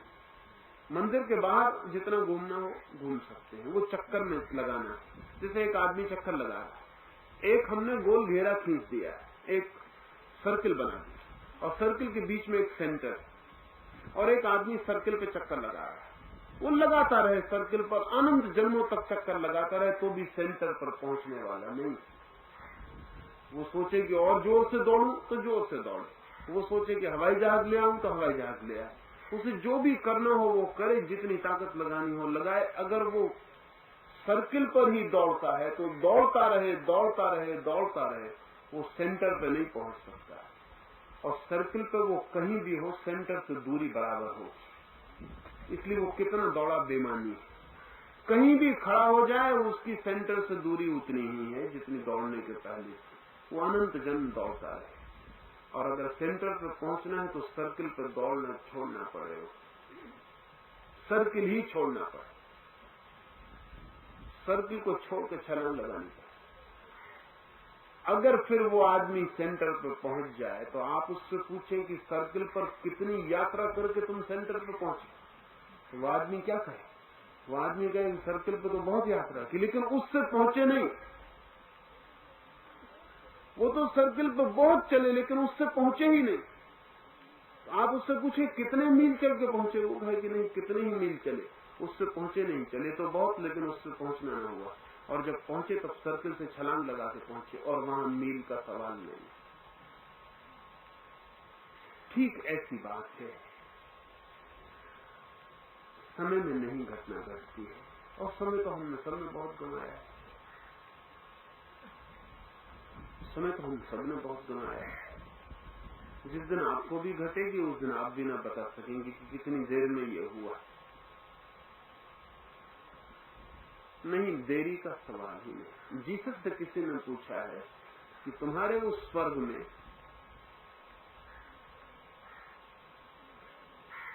कितनी देर हम रुक सकेंगे? तो जीसस ने कहा तुम बड़ा कठिन सवाल पूछते, there shall be time no longer. तुम पूछते हो तुम्हारे उस स्वर्ग में कितनी देर हम रुक सकेंगे? बड़ी मुश्किल का सवाल पूछते हैं, क्योंकि वहां तो समय न होगा, इसलिए देरी का हिसाब कैसे लगेगा? ये समझने जैसा है कि समय जो है वो हमारे दुख से जुड़ा है, आनंद में समय नहीं होता। आप जितने दुख में समय उतना बड़ा होता है। रात घर में कोई खाट पर पड़ा है मरने के लिए, तो रात बहुत लंबी होती है, घड़ी में तो उतनी हो, कैलेंडर में उतनी ही हो, लेकिन वो जो खाट के पास बैठा है जिसका परिजन मर रहा है, उसके लिए रात इतनी लंबी हो जाती है कि लगता है चुकेगी कि नहीं चुकेगी, ये रात खत्म होगी कि नहीं होगी, सूरज उगेगा कि नहीं उगेगा, ये रात कितनी लंबी होती चली जाए, और घड़ी उतना ही कहती। और तब देखने वाले को लगेगा कि घड़ी आज धीरे चलती है या रुक गई, कैलेंडर की पकड़ी उखड़ने के करीब आ गई, सुबह होने लगी, लेकिन ऐसा लगता है कि लंबा। बर्ट्रैंड रसल ने कहीं लिखा है कि मैंने अपनी जिंदगी में जितने पाप किए, अगर सख्त से सख्त न्यायाधीश के सामने भी मुझे मौजूद कर दिया जाए, तो मैंने जो पाप किए वो और जो मैं करना चाहता था और नहीं कर पाया वो भी अगर जोड़ लिए जाएं, तो भी मुझे 4-5 साल से ज्यादा की सजा नहीं हो सकती। लेकिन जीसस कहते हैं कि नरक में अनंत काल तक सजा भोगनी पड़ेगी। तो ये न्याययुक्त नहीं, क्योंकि मैंने जो पाप किए जो नहीं किए वो भी जोड़ लूं, क्योंकि मैंने सोचे, तो भी सख्त से सख्त अदालत मुझे 4-5 साल की सजा दे सकती। और ये जीसस की अदालत कहती है कि अनंत काल तक, इटर्निटी तक नरक में सड़ना पड़ेगा। ये जरा जाति मालूम पड़ती। रसूल तो मर गए, अन्यथा उनसे कहना चाहता था कि आप समझे नहीं, जीसस का मतलब ख्याल में नहीं आया। जीसस ये कह रहे हैं कि नरक में अगर एक क्षण भी रहना पड़ा तो वो इटर्निटी मालूम पड़ेगा। दुख इतना ज्यादा है कि उसका अंत ही नहीं मालूम पड़ेगा कि वो कभी समाप्त होगा, वो होगा। दुख समय को लंबाता है, सुख समय को छोटा करता है। इसलिए तो हम कहते हैं सुख क्षणिक। जरूरी नहीं कि सुख क्षणिक है, सुख की प्रतीति क्षणिक होती कि वो आया और गया, क्योंकि टाइम छोटा होता है। सुख क्षणिक है ऐसा नहीं, मोमेंट्री। सुख की भी लंबाई है, लेकिन सुख सदा क्षणिक मालूम पड़ता है, क्योंकि सुख में समय छोटा हो जाता है। परिजन मिला नहीं कि विदाई का वक्त आ गया, आए नहीं कि गए, इधर फूल खिला नहीं कि कुंभाया। वो सुख की प्रतीति क्षणिक, क्योंकि सुख में समय छोटा हो जाता है। घड़ी फिर भी वैसे ही चलती है, कैलेंडर वही खबर देता, लेकिन अगर हमारे मन में सुख समय को छोटा कर देता है। आनंद में समय मिट ही जाता है, छोटा मोटा नहीं होता। आनंद में समय होता ही नहीं। जब आप आनंद में होंगे तब आपके पास समय नहीं होगा। असल में समय और दुख एक ही चीज के दो नाम। टाइम जो है वो दुख का ही नाम, समय जो है वो दुख का ही नाम। मानसिक अर्थों में समय ही दुख है, और इसलिए हम कहते हैं आनंद समयातीत, कालातीत, बियॉन्ड टाइम, समय के बाहर। तो जो समय के बाहर है उसे समय के द्वारा नहीं पाया जा सकता। चक्कर तो मैंने भी लगाए हैं उतने ही जितने आप हैं, और मजा यह है कि इतना लंबा है हमारा चक्कर तो उसमें किसने कम लगाए ज्यादा लगाए बहुत मुश्किल है। महावीर 2500 साल पहले पा गए उसे, बुद्ध पा गए, जीसस 2000 साल पहले पा गए, शंकर 1000 साल पहले उसे पा गए। लेकिन अगर कोई कहे कि शंकर ने हमसे 1000 साल कम चक्कर लगाए तो गलत कह रहा है, क्योंकि चक्कर इतने अनंत थे। जैसे कि उदाहरण के लिए कि आप बंबई थे, बंबई से आप नारगोल आए तो 100 मील की आपने यात्रा की, लेकिन जो तारा अंतहीन दूरी पर हमसे है उस तारे के ख्याल से आपने कोई यात्रा ही नहीं की, आप वहीं के वहीं, कोई फर्क नहीं पड़ता कि आप बंबई से 100 मील इधर आ गए। उस तारे को ख्याल में रखें तो आपने कोई यात्रा ही नहीं की। उस तारे से आपकी दूरी अब भी वही है जो आपकी बंबई में। आप पृथ्वी पर कहीं भी चले जाएं उस तारे से आपकी दूरी वही है, क्योंकि वो तारा इतनी दूरी पर है कि आपके ये फासले कोई अंतर नहीं लाते। हमारे जन्मों की यात्रा इतनी लंबी है कि कौन 2500 साल पहले, कौन 500 साल पहले, कोई 5 दिन पहले, कोई 5 घंटे पहले, कोई फर्क नहीं पड़ता। जिस दिन हम उस केंद्र पर पहुंचते हैं हम देखते अरे अभी बुद्ध आ ही रहे, अभी महावीर घुस ही रहे, अभी जीसस का प्रवेश ही हुआ और हम भी पहुंच गए। मगर वो जरा समझना कठिन है, क्योंकि हम जिस दुनिया में जीते हैं वहां समय बहुत महत्वपूर्ण है, वहां समय बहुत महत्वपूर्ण है। और इसलिए स्वभावतः हमारे मन में सवाल उठता है कितनी देर,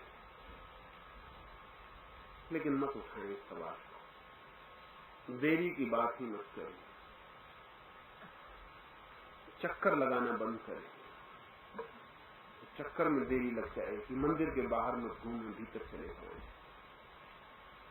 लेकिन डर लगता है मंदिर के भीतर जाने में, पता नहीं क्या हो।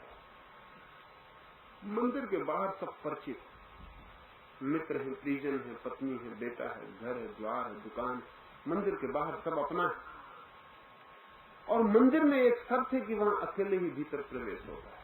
वहां 2 आदमी दरवाजे से एकदम जा नहीं सकते। तो इस सब मकान को, पत्नी को, बच्चे को, धन को, तिजोरी को, यश को, पद प्रतिष्ठा को, इस सब को लेके घुस नहीं सकते भीतर, ये सब बाहर छोड़ना पड़ता। इसलिए हम कहते हैं कि ठीक है अभी थोड़ा बाहर और चक्कर लगाए। अगर हम बाहर चक्कर लगाते रहे, हम उस क्षण की प्रतीक्षा में है कि जब दरवाजा जरा ज्यादा खुला हो तब हम सब के सब एकदम से भीतर हो जाएंगे। वो दरवाजा ज्यादा कभी नहीं खुलता, वहां से एक ही प्रवेश करता है। आप भी अपने पद को लेकर भी प्रविष्ट नहीं हो सकते, क्योंकि 2 हो जाएंगे, आप और आपका पद।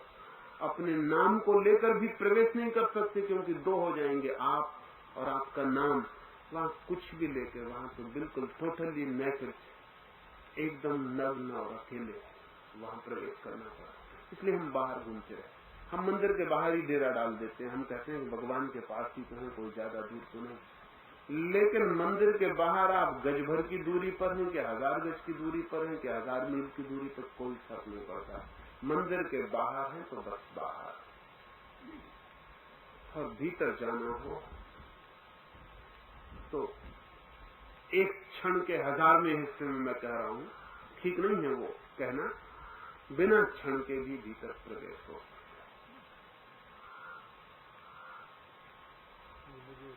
हाँ, सही।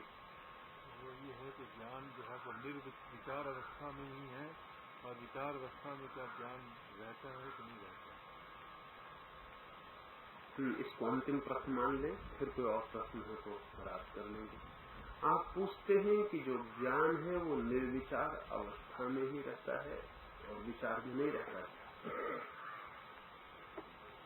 ज्ञान की उपलब्धि निर्विचार में होती है, और उपलब्धि हो जाए तो वो हर अवस्था में रहता है,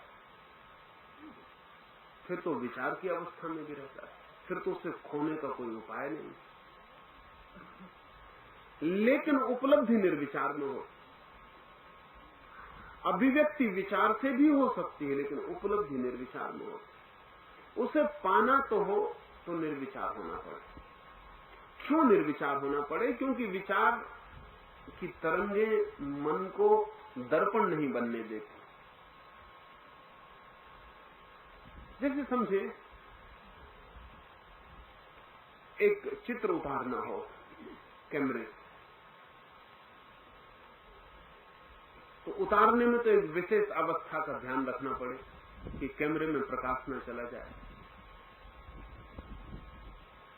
कैमरा न हिल जाए।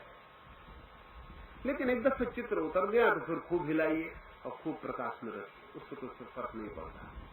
लेकिन उतारने के क्षण में तो कैमरा हिल जाए तो सब खराब हो जाए।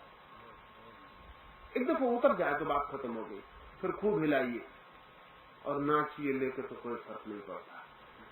ज्ञान की उपलब्धि चित्त की उस अवस्था में होती जब कुछ भी नहीं हिलता, सब शांत और मौन, तब तो ज्ञान का चित्र पकड़ता है। लेकिन पकड़ जाए एक दफा तो फिर खूब नाचिए, खूब हिलिए, कुछ भी करिए, फिर कोई फर्क नहीं पड़ता। ज्ञान की उपलब्धि निर्विचार में है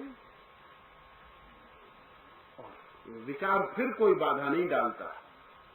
लेकिन अगर सोचते हूं कि विचार से उपलब्धि कर लेंगे तो कभी ना हो। विचार बहुत बाधा डालेगा, उपलब्धि में बहुत बाधा डालेगा। उपलब्धि के बाद विचार बिल्कुल नपुंसक है, फिर उसकी कोई ताकत नहीं, फिर वो कुछ भी नहीं कर सकता। ये बहुत मजे की बात है कि शांति की जरूरत प्राथमिक है ज्ञान को पाने। ज्ञान पाने के बाद किसी चीज की कोई जरूरत नहीं, लेकिन वो बात की बातें हैं, और बात की बातें पहले कभी नहीं करनी चाहिए, नहीं तो नुकसान होता है। नुकसान ये होता है कि हम सोचने लगते हैं कि जब बाद में कोई फर्क नहीं पड़ेगा तो अभी भी क्या है, तब नुकसान होता है। फिर हम कैमरा हिला देंगे, सब गड़बड़ हो जाएगा। चित्र तो हिला हुआ कैमरा भी उतारता है, लेकिन वो सत्य चित्र नहीं होता, वो ट्रू नहीं होता। वो भी उतारता है, विचार में भी ज्ञान का ही पता चलता है, लेकिन वो ठीक नहीं होता, क्योंकि हिलता रहता है मन, पूरे समय कपता रहता है, इसलिए कुछ का कुछ बन जाता है। जैसे चांद निकला हो और सागर में लहरें हो, तो चांद का प्रतिबिंब तो बनेगा ही, लेकिन सागर में 1000 चांद के टुकड़े टूट के फैल जाएंगे। और अगर किसी ने आकाश का चांद न देखा हो तो सागर में देख के पता न लगा पाएगा कि चांद कैसा है। 1000 टुकड़े होकर चांद लहरों पर फैल जाएगा, चांदी बिखर जाएगी उसकी, लेकिन चांद का बिंब नहीं पकड़ में आएगा। एक दफा बिंब पकड़ में आ जाए कि चांद कैसा है, फिर तो सागर में बिखरी हुई लहरों में भी हम पहचान लेते हैं कि तुम ही हो। लेकिन एक बार हम उसे देख तो ले, एक बार उसकी शक्ल हमारे ख्याल में आ जाए, फिर तो सभी शक्लों में वो मिल जाता है। लेकिन एक दफा पहचान ही ना हो पाए तो वो कहीं भी हमें नहीं मिलता है। मिलता है रोज, लेकिन हम रिकॉग्नाइज नहीं कर पाते, हम पहचान नहीं पाते कि यही है। एक छोटी सी घटना से मैं कहूं, फिर हम ध्यान के लिए बैठे। साईं बाबा के पास एक हिंदू सन्यासी बहुत दिन तक था। हिंदू सन्यासी और साईं तो रहते थे मस्जिद में। साईं बाबा का कुछ पक्का नहीं कि वो हिंदू थे कि मुसलमान। ऐसे आदमियों का कभी कुछ पक्का नहीं। लोग पूछते तो वो हंसते थे, हंसने से तो कुछ पता चलता है। एक ही बात पता चलती है कि पूछने वाला ना समझ। हिंदू सन्यासी था, लेकिन वो तो मस्जिद में कैसे रुके साईं के पास? तो वो गांव के बाहर एक मंदिर में रुकता था। लगाव उसका था, प्रेम उसका था। रोज खाना बना के लाता था, साईं को खाना देता, फिर जाके खाना खाता। साईं बाबा ने उससे कहा कि तू इतनी दूर क्यों आता है? हम तो कई बार वहीं से निकलते हैं, पर तू वहीं खिला दिया था। उसने कहा आप वहां से निकलते? कभी देखा नहीं। तो साईं ने कहा कि जरा गौर से देखना, हम कई बार तेरे मंदिर के पास से निकलते, वहीं खिला दिया देना, कल हम आ जाएंगे, तू मत आना। कल उस हिंदू सन्यासी ने बना के खाना रखा, देखता है, वो आते नहीं। वो घबरा गया, 2 बज गए। तो उसने कहा कि बड़ी मुश्किल होगी, वो भी भूखे होंगे और मैं भी भूखा बैठा हूं। फिर वो थाली लेके भागा। साईं के पास पहुंचा। साईं से उसने कहा कि हम राह देखते रहे, आज आप आए नहीं। उन्होंने कहा कि आज भी आया था, रोज आता हूं, लेकिन तूने तो धुतकार दी। तो कहां धुतकार? सिर्फ एक कुत्ता आया। तो साईं ने कहा कि वही मैं था। तब तो हिंदू सन्यासी बहुत रोया, बहुत दुखी हुआ। उसने कहा कि आप आए और मैं पहचान न पाया, कल जरूर पहचान जाऊंगा। अगर कुत्ते की ही शक्ल में कल भी आते तो पहचान जाते। कल भी वो आए, लेकिन एक कोढ़ी था रास्ते पर मिला। संजन का जरा दूर से मैं भोजन लिए हुए हूं साईं का, जरा दूर से निकला। वो कोढ़ी हंसा भी। फिर 2 बज गए, फिर भागा हुआ मस्जिद आया। उसने कहा कि आप आज आए नहीं, आज मैंने बहुत रास्ता देखा।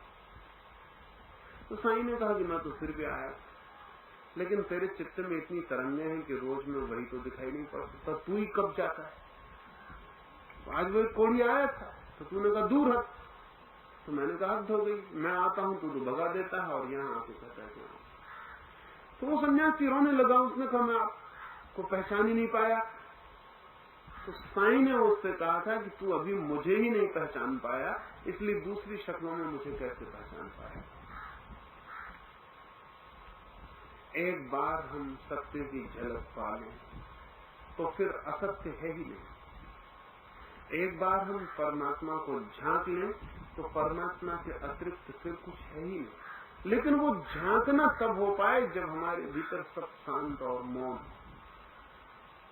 फिर इसके बाद तो कोई सवाल नहीं। फिर तो विचार भी उसके हैं, वृत्तियां भी उसकी हैं, वासनाएं भी उसकी हैं, फिर तो सब उसका। लेकिन प्राथमिक चरण में उसे झांकने और पहचानने के लिए सबका रुक जाना चाहिए। अब हम ध्यान के लिए बैठे।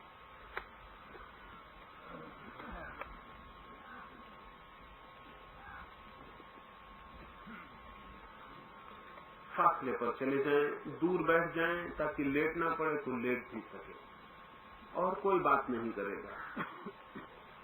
चुपचाप हट जाएं, जिससे जहां हटना हो हट जाएं।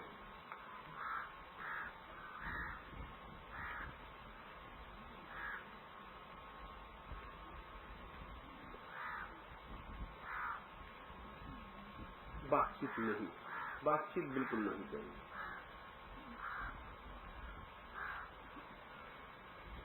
कोई किसी को छूता हुआ न बैठे, दूर हट जाए। और इधर कितनी जगह है कि कंजूसी ना करें जगह की। नाहक बीच में कोई आपके ऊपर गिर जाए, कुछ हो तो सब खराब होगा। हट जाए दूर दूर।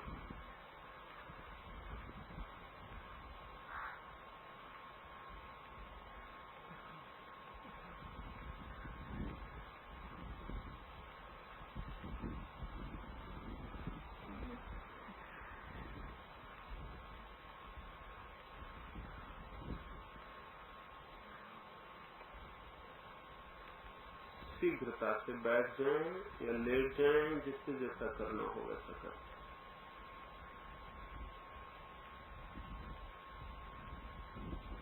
आंख बंद कर लें और जैसा मैं कहूं वैसा करें। आंख बंद कर लें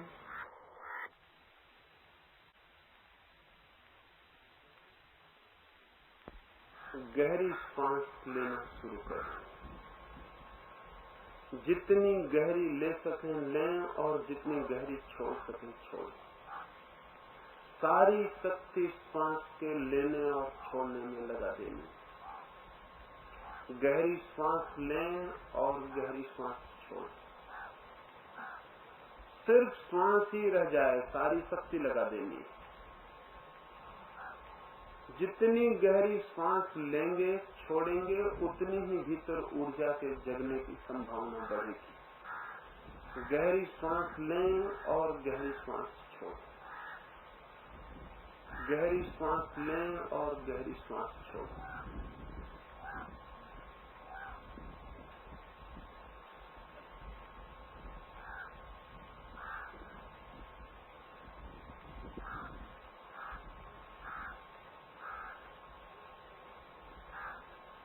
ये देखिए, यहाँ इस तरह नहीं, अलग हट के बैठिए वहां, और बातचीत नहीं चलेगी।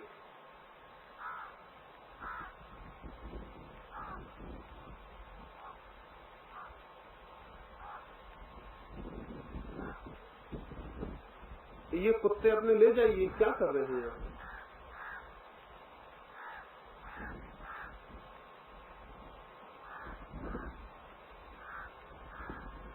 गहरी सांस लें और गहरी सांस छोड़ें। 10 मिनट पूरी शक्ति से गहरी सांस लें और गहरी सांस छोड़ें। बस आप सांस लेने वाले एक यंत्र ही रह जाएं, इससे ज्यादा कुछ भी नहीं। सिर्फ सांस ले रहे, छोड़ रहे। 10 मिनट तक। फिर मैं दूसरा सूत्र कहूंगा। पहले 10 मिनट पूरा श्रम सांस के साथ करें। गहरी सांस लें और गहरी सांस छोड़ें। पूरी शक्ति लगाएं। सिर्फ सांस लेने के एक यंत्र मात्र रह जाए, एक धोकनी जो सांस ले रही छोड़ रही। एक एक रोआ कपने लगे। पूरी गहरी सांस लें, गहरी सांस छोड़ें।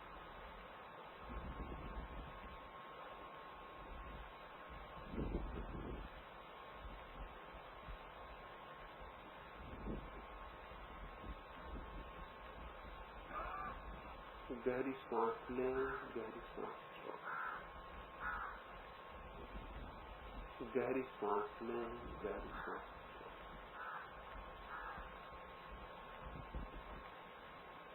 बस सांस लेने का एक यंत्र मात्र रह जाए।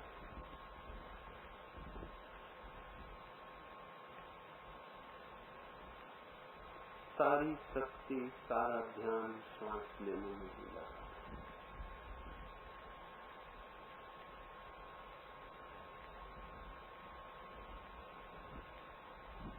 गहरी सांस लें, गहरी सांस छोड़ें और भीतर देखते रहें। सांस भीतर गई, सांस बाहर गई, सांस भीतर गई, सांस बाहर गई।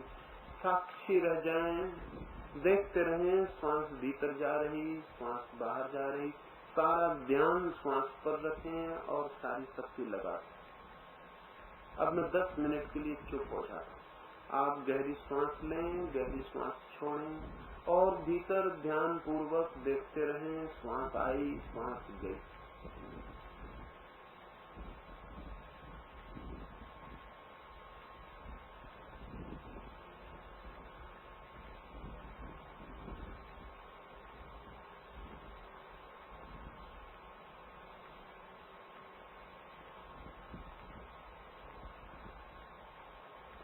दूसरे की जरा भी फिक्र न करें, अपनी फिक्र करें।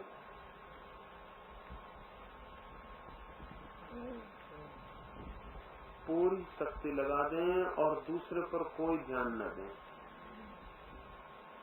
दूसरे से कोई संबंध नहीं।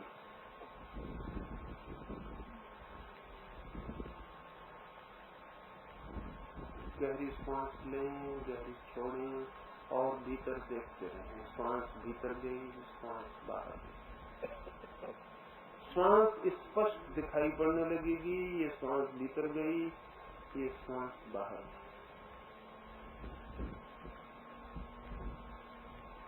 पूरी शक्ति लगाएं ताकि जिसे मैं शक्ति का कुंड कह रहा हूँ वहां से ऊर्जा उठनी शुरू हो जाए।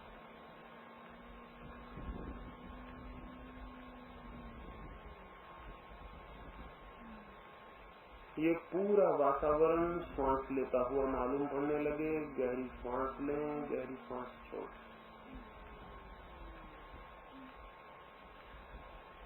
और गहरी, और गहरी, और गहरी। सारा व्यक्तित्व कब जाए तूफान की तरह। गहरी श्वास लें, छोड़, गहरी श्वास लें और गहरी छोड़।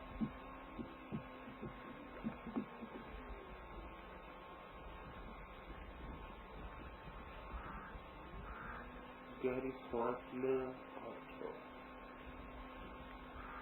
गहरी श्वास, गहरी श्वास।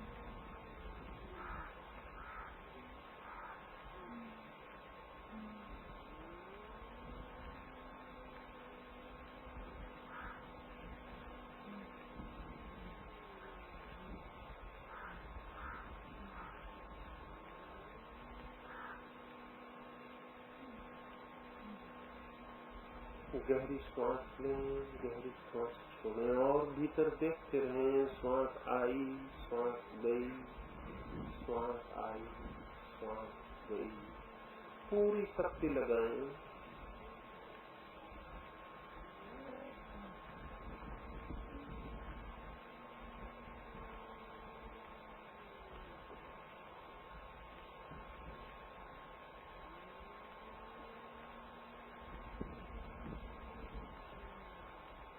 पूरी शक्ति लगाएं।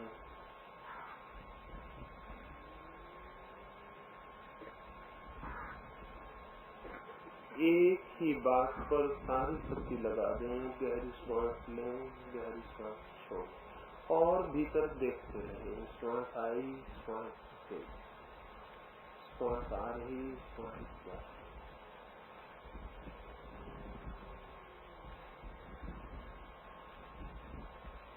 अपने को जरा भी न बचाएं, पूरी शक्ति लगाएं। श्वास के गहरे कंपन भीतर किसी शक्ति को जगाने में शुरुआत करें। गहरी श्वास लें, गहरी श्वास छोड़। भीतर कोई सोई हुई ज्योति गहरी श्वास से जगेगी। गहरी श्वास लें, गहरी श्वास छोड़।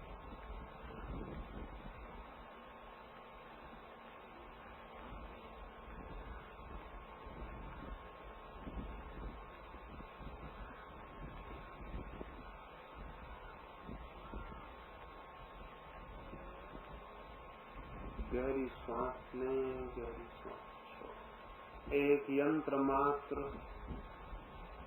श्वास भीतर जा रही, श्वास बाहर जा रही।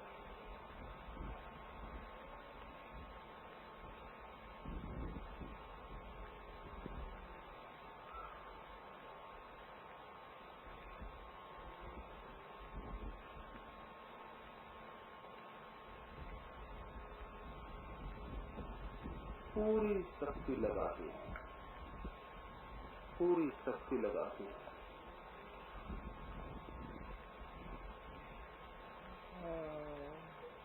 पूरी शक्ति लगाते। दूसरे सूत्र पर जाने के पहले पूरी शक्ति लगाएं।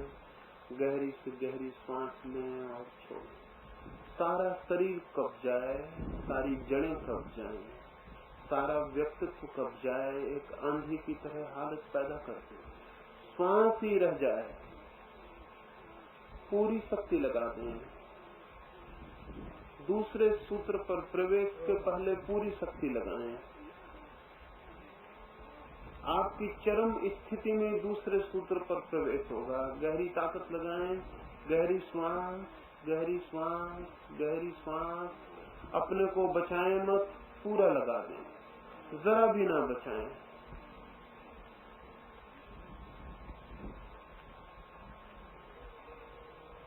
भीतर सोई हुई शक्ति को जगाना है, पूरी शक्ति लगा दें। गहरी श्वास लें, गहरी श्वास छोड़। गहरी श्वास लें, गहरी श्वास छोड़।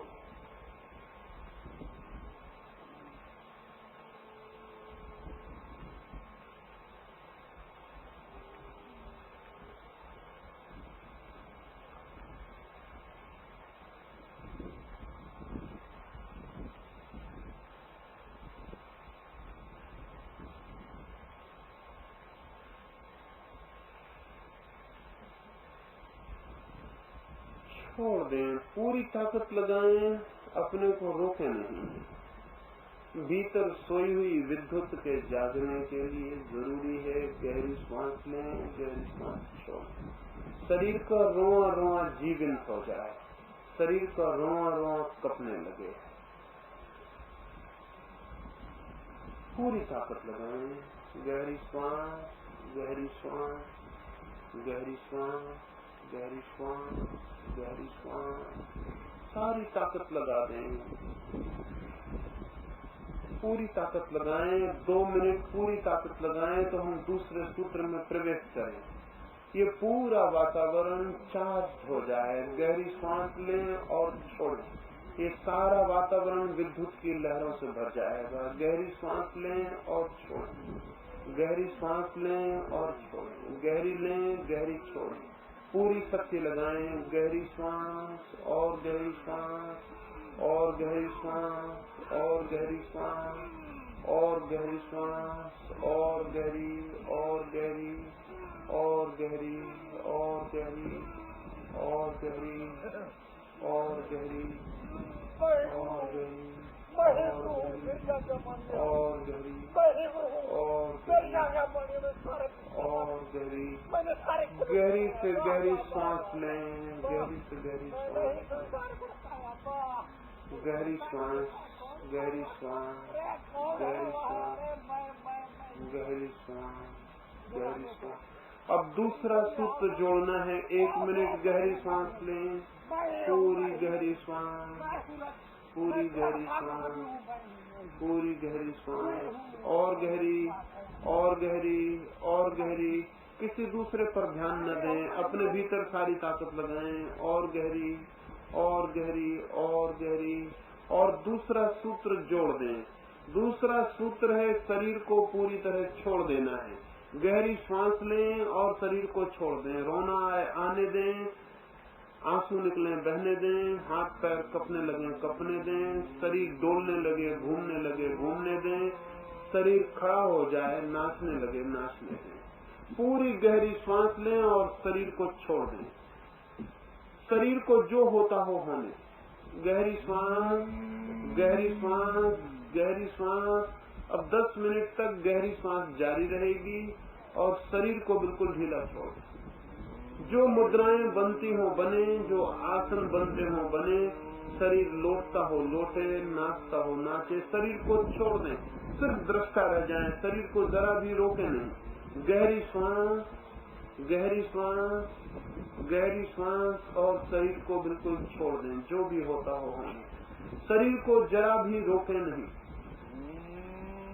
अब 10 मिनट तक गहरी सांस जारी रहेगी और शरीर को बिल्कुल ढीला छोड़। शरीर जो होता है होने, कोई संकोच न ले। गहरी सांस, गहरी सांस, गहरी सांस। आंसू आने दें, रोना निकले, जो भी होता हो होने।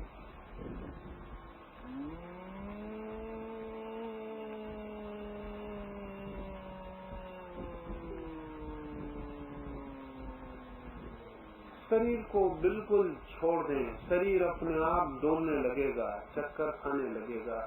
शक्ति भीतर उठेगी तो शरीर कपेगा, कंपित होगा, डोलेगा। भीतर से शक्ति उठेगी तो शरीर आंदोलित होगा। उसे छोड़ दें, शरीर को बिल्कुल छोड़ दें। गहरी सांस जारी रखें और शरीर को छोड़ दें। शरीर को जो होता हो होने, उसे जरा भी नहीं रोकें। गहरी सांस और गहरी सांस और गहरी सांस और गहरी सांस।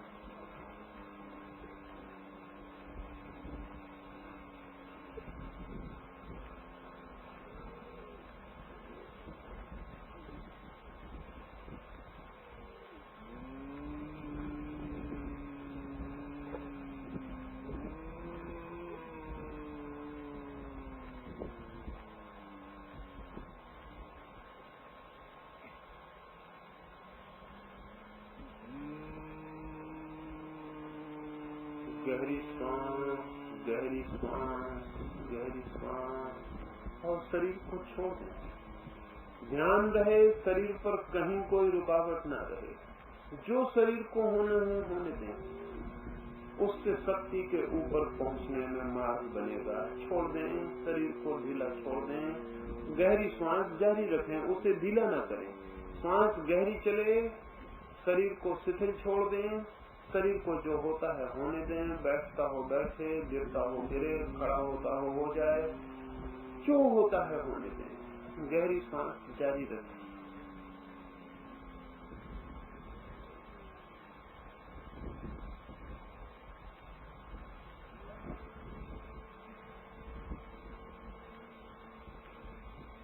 गहरी और गहरी और गहरी और गहरी और गहरी और गहरी और गहरी और गहरी और गहरी। कुछ बचाए ना, सब दांव पर लगा दें, पूरी शक्ति दांव पर लगा दें। देखें बचा रहे हैं, बहुत कुछ बचा लेते हैं, पूरा दांव पर लगा दें। गहरी श्वास, शरीर को छोड़ें, जो होता है होने दें।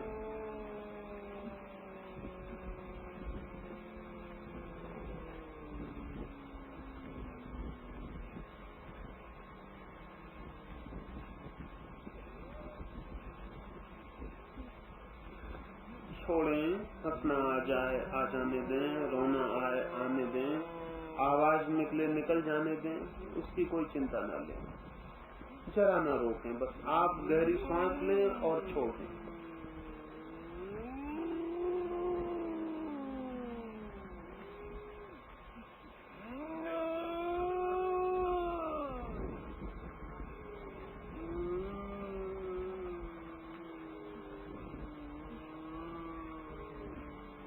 छोड़ें, शक्ति उठ रही है, छोड़ें शरीर को, गहरी सांस लें, गहरी सांस लें, गहरी सांस लें और शरीर को छोड़ दें। शरीर में कुछ जगेगा तो शरीर कंपित होगा, घूमेगा, नाच सकता है, रो सकता है, चिल्ला सकता है। छोड़ दें, शरीर को छोड़ दें, शरीर को बिल्कुल छोड़ दें, जरा संकोच न लें, शरीर को बिल्कुल छोड़ दें।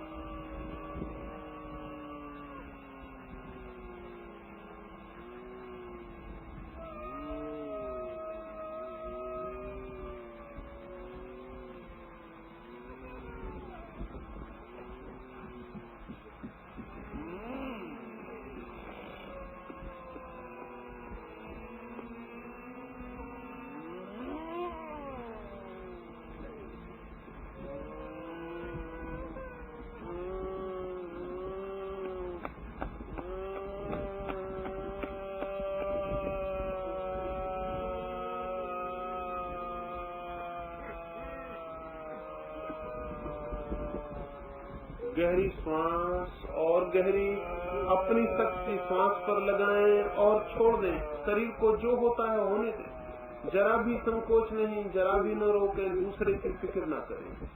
शरीर को छोड़ें, शक्ति जगेगी तो बहुत कुछ होगा, रोना आ सकता, शरीर कपेगा, अंग हिलेंगे, मुद्राएं बनेंगी, शरीर खड़ा हो सकता। छोड़ दें, जो होता है होने दें। आप अकेले हैं और कोई नहीं। छोड़ें, गहरी श्वास, गहरी श्वास, गहरी श्वास। 1-2 मिनट पूरी मेहनत करें। तीसरे सूत्र पर जाने के पहले पूरी मेहनत लें। गहरी श्वास लें, गहरी श्वास लें, गहरी श्वास लें, गहरी श्वास लें, गहरी श्वास लें, गहरी श्वास लें और शरीर को छोड़ दें। जो होता है वो शरीर को छोड़, जो होता है वो जरा भी नहीं रोकेंगे। देखें कुछ मित्र रोक लेते हैं, रोके मत, छोड़ें, पूरी शक्ति लगाएं और छोड़ें।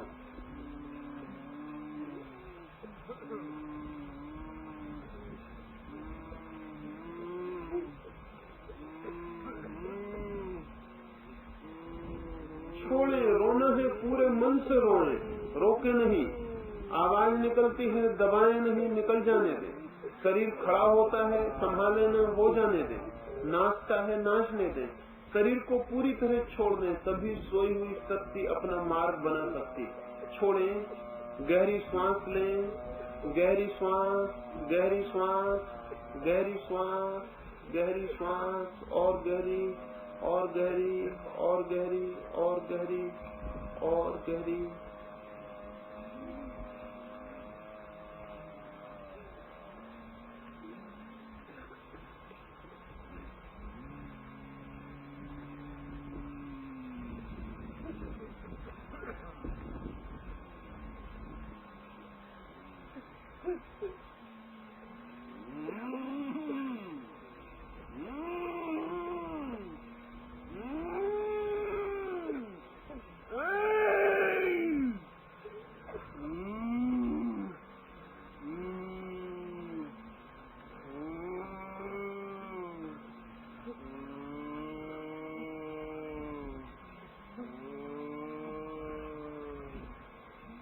पूरी शक्ति लगाएं, पूरी शक्ति लगाएं, पूरी शक्ति लगाएं। श्वास गहरी और गहरी और गहरी। कब जाने दें, पूरे व्यक्तित्व को हिल जाने दें। जो होता है होने दें, छोड़ दें। गहरी शक्ति लगाएं, गहरी शक्ति लगाएं, और गहरी श्वास लें, और गहरी श्वास लें। पूरे शरीर में विद्युत दौड़ने लगेगी, पूरे शरीर में विद्युत दौड़ने लगेगी।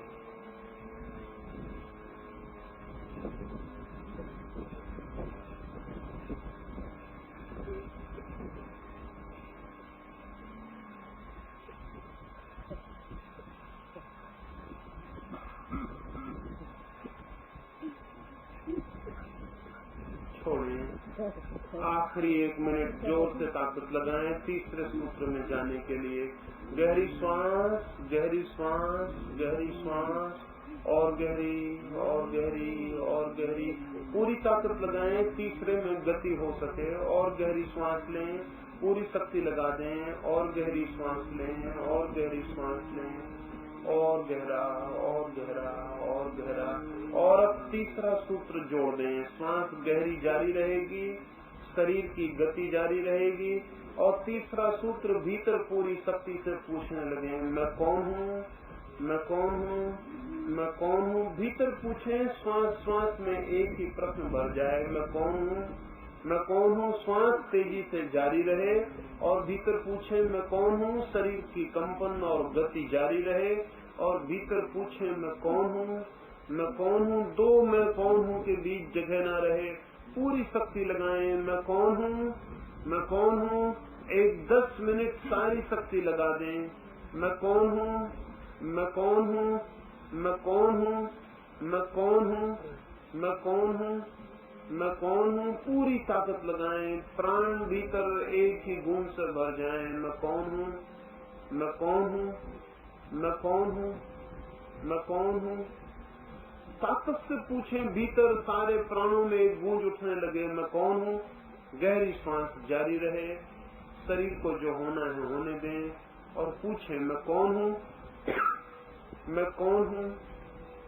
एक 10 मिनट पूरी शक्ति लगा लें, फिर 10 मिनट के बाद हम विश्राम करेंगे।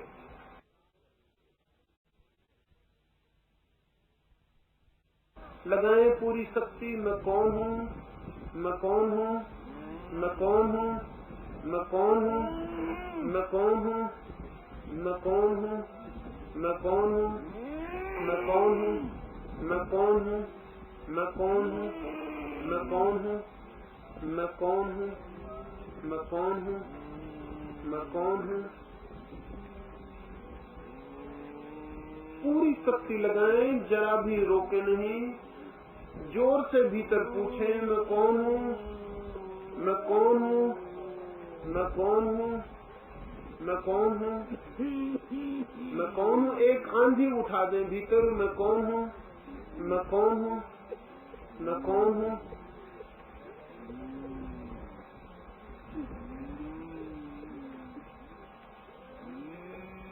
श्वास गहरी रहे, सवाल गहरा रहे, मैं कौन हूँ। शरीर को जो होना है होने दें, मैं कौन हूँ, मैं कौन हूँ, मैं कौन हूँ, मैं कौन हूँ, मैं कौन हूँ, मैं कौन हूँ, मैं कौन हूँ। ये पूरा वातावरण पूछने लगे, ये रेत के कण कण पूछने लगे, ये आकाश, ये वृक्ष, ये सब पूछने लगे मैं कौन हूँ।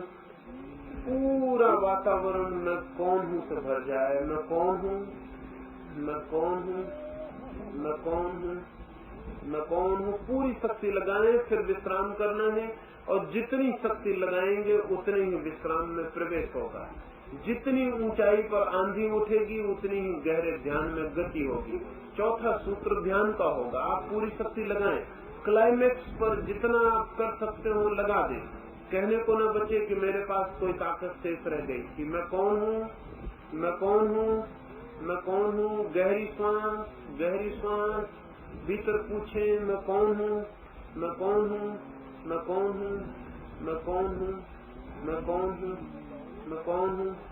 पूरी ताकत से पूछें, बाहर भी निकल जाए फिक्र न करें। पूछें भीतर मैं कौन हूँ, मैं कौन हूँ, मैं कौन हूँ, मैं कौन हूँ, मैं कौन हूँ।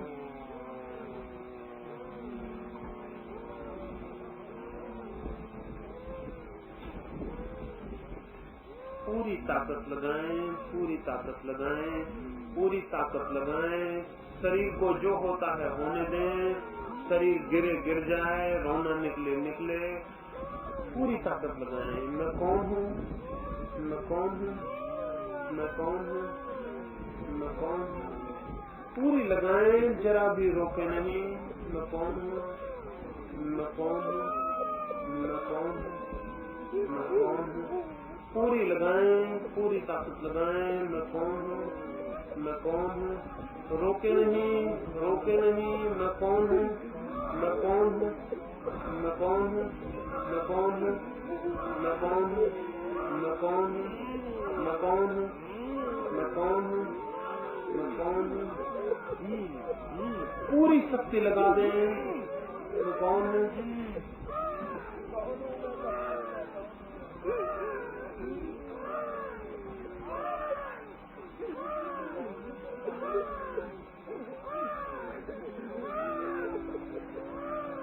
मैं कौन हूँ। पूरी शक्ति लगाएं। 5 मिनट ही बचे हैं, पूरी शक्ति लगा दें। मैं कौन हूँ, मैं कौन हूँ, मैं कौन हूँ। शरीर का रोआ रोआ पूछने लगे मैं कौन हूँ। हृदय की धड़कन धड़कन पूछने लगे मैं कौन हूँ, मैं कौन हूँ, मैं कौन हूँ।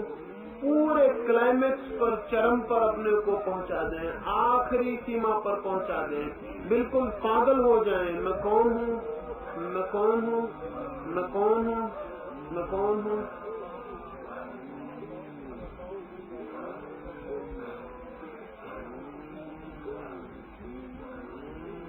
बिल्कुल पागल हो जाएं पूछने में, सारी शक्ति लगा दें।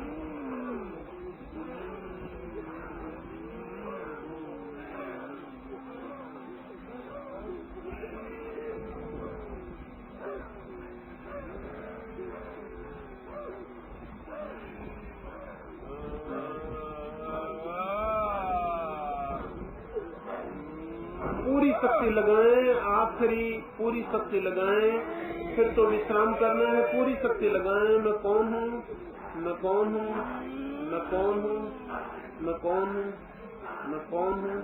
थका डालें अपने को। मैं कौन हूँ, मैं कौन हूँ, मैं कौन हूँ, मैं कौन हूँ, मैं कौन हूँ। आंधी उठा दें। अब 2 मिनट ही बचे हैं, पूरी शक्ति लगाएं। मैं कौन हूँ, मैं कौन हूँ, मैं कौन हूँ।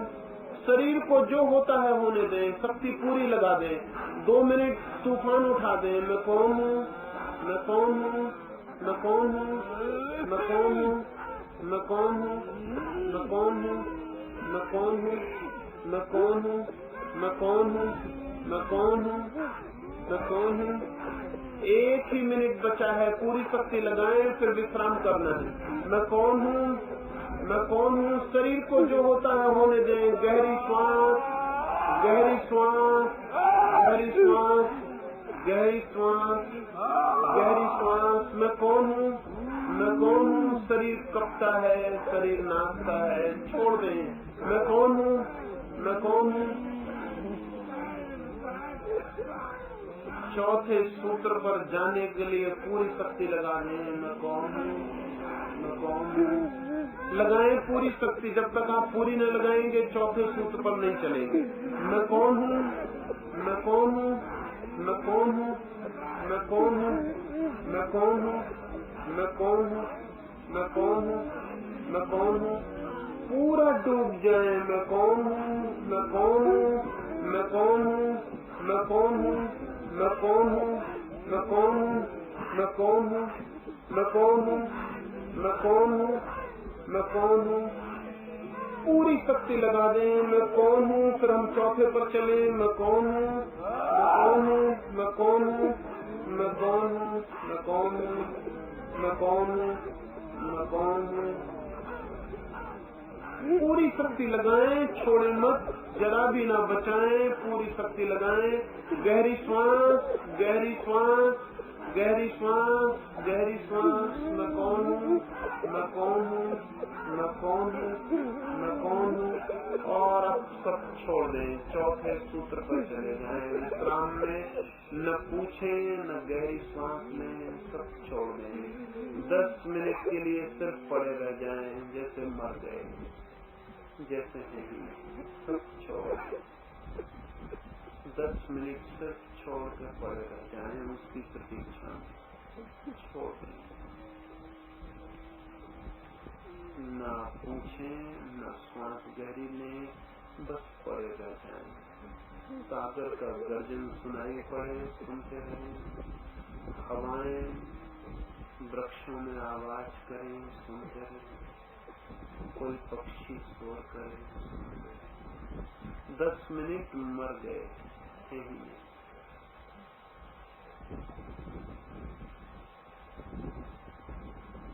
10 मिनट मर गए।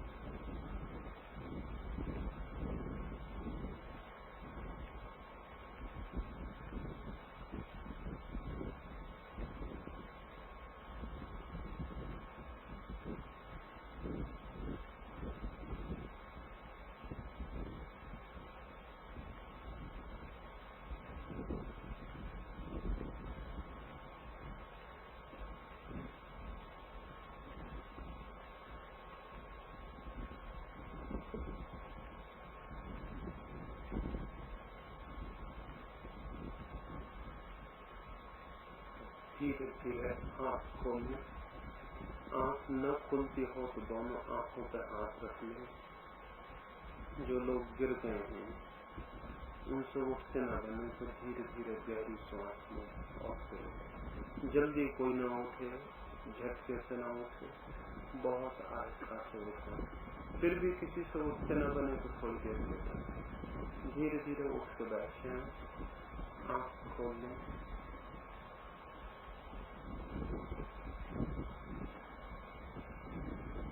जिससे उठते न बने थोड़ी गहरी सांस ले, फिर आहिस्ता से उठे।